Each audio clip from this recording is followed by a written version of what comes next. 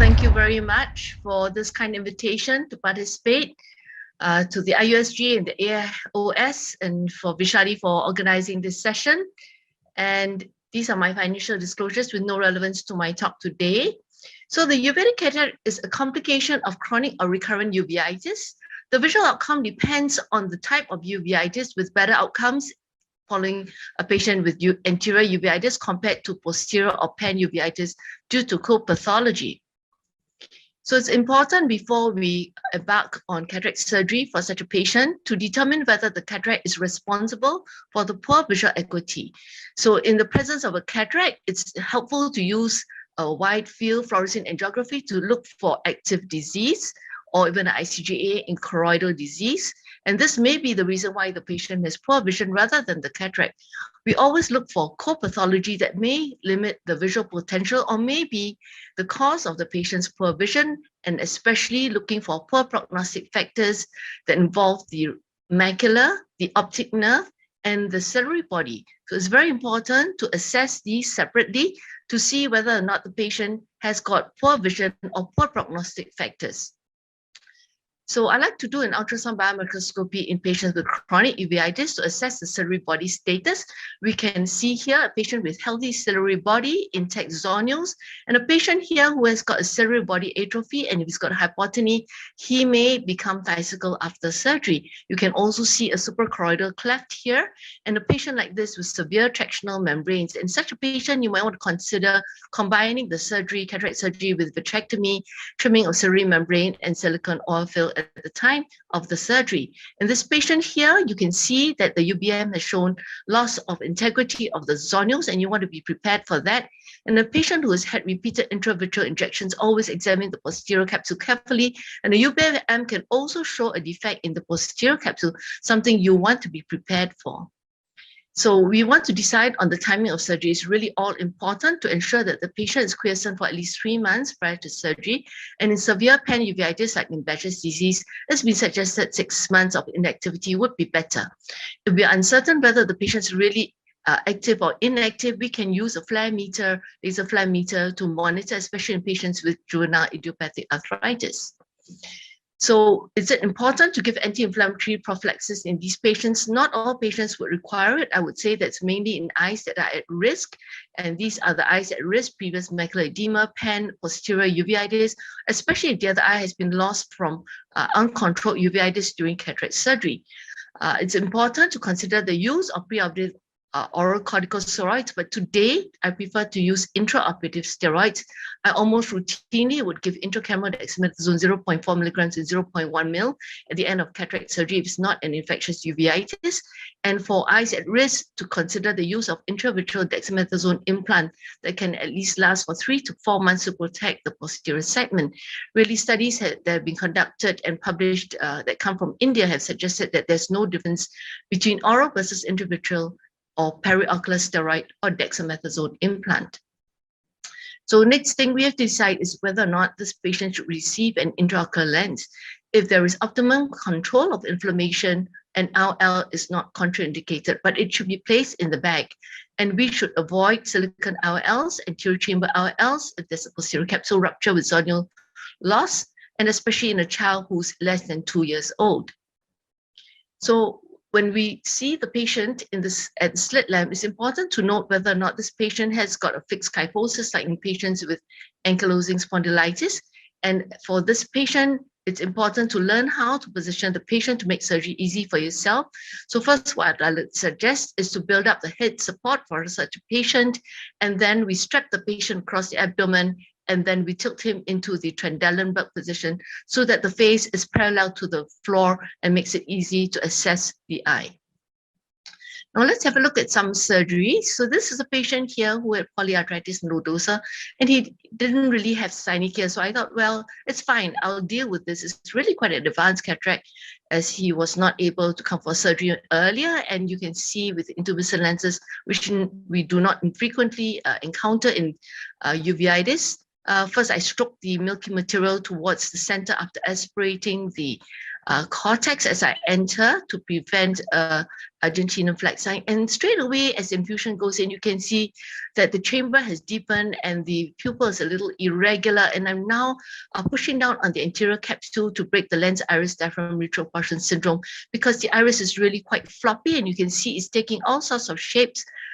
Because this iris is ischemic, and it's important in these patients that the intraocular pressure is not too high. You might want to lower the bottle or lower the IOP control. And as the pupil starts to clamp down as I do surgery, it's important. You can see that I'm keeping the phaco tip right in the center of the pupil so that I do not aspirate the iris by mistake.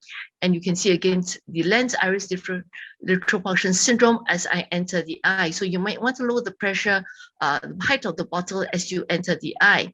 And now we're going to remove cortex and then inject the lens. Again, it's important to expand the capsular bag and ensure that the lens goes into the capsular bag.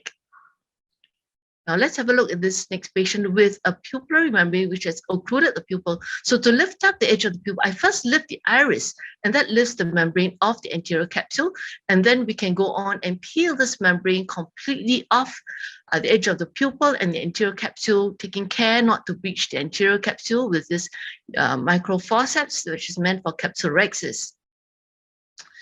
Now you can see another patient with a partial membrane here. So it's important to release the posterior synechiae. You can use this by sweeping actions with a viscoelastic cannula. And I like the Coughlin hook, which is a push and pull instrument that helps to release synechiae all around. The next important step is to remove the membrane completely. And you can see this is totally unbound.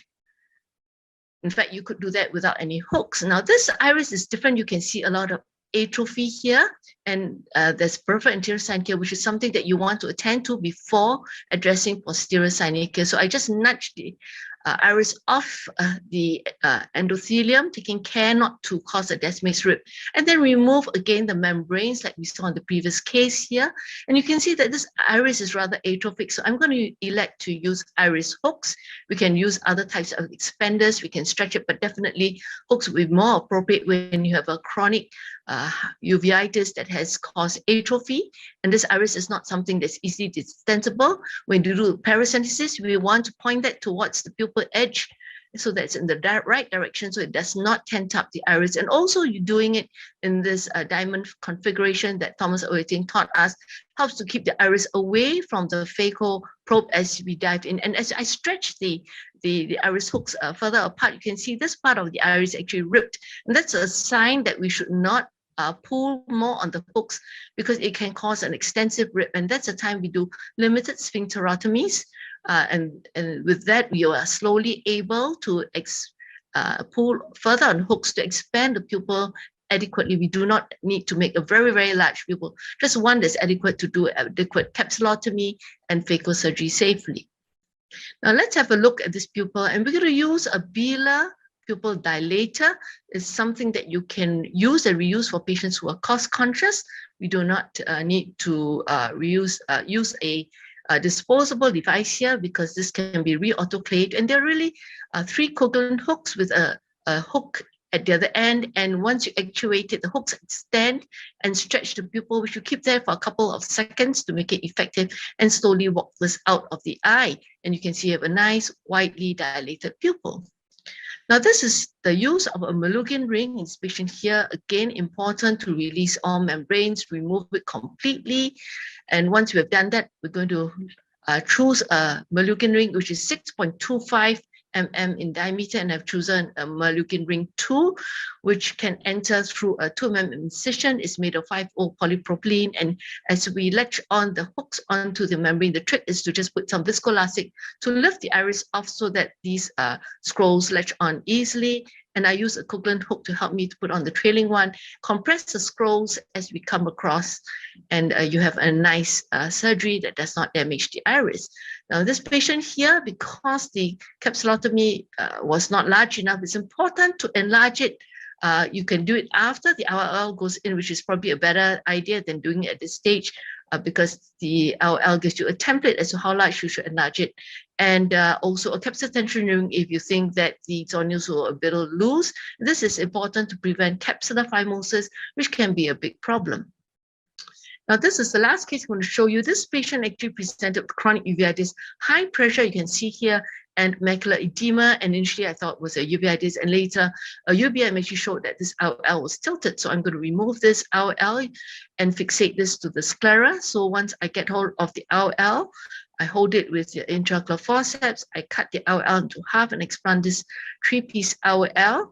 So this is really an IOL masquerade. I clear the vitreous using dissociated 23-gauge vitrectomy with the help of triamcinolone acetonide, do a iridotomy superiorly, and then inject a 3-piece IOL. This is a sensor AR40 lens, which has got a rounded anterior optical surface. And I've got viscoelastic in the anterior chamber. I mark 2 mm posterior to the limbus and enter 2 mm from the mark with the 27-gauge needle, thread the haptic into the bevel of this 27-gauge needle, pull it into the eye, retrieve the other haptic from a point that's diametrically marked opposite. So there's a 27-gauge needle, and getting hold of the haptic just about 2-3 mm from the end of the haptic. You then thread it gently in without stressing the haptics.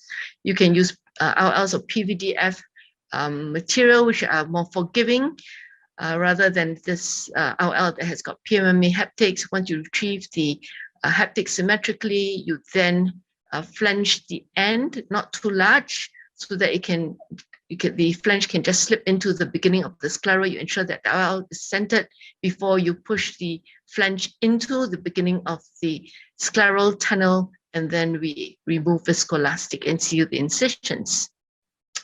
Post-operative management is really very important. We need to give intensive topical and oral steroids and topical NSAIDs.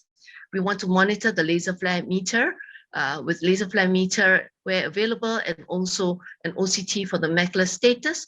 And if there are any complications, we're going to treat aggressively to prevent fibrin formation or serosynechia recurrence and hypotony. And sometimes we may need to give an Ozurdex to the posterior segment to quickly control the inflammation. So in conclusion, the keys to success include proper patient selection, pre- and post-operative control of inflammation. It's important to avoid implanting an IOL if inflammation is not adequately controlled. We need to adopt good surgical technique and anticipatory management of post-operative complications. Thank you very much. Thank you, Dr. Chee. I think those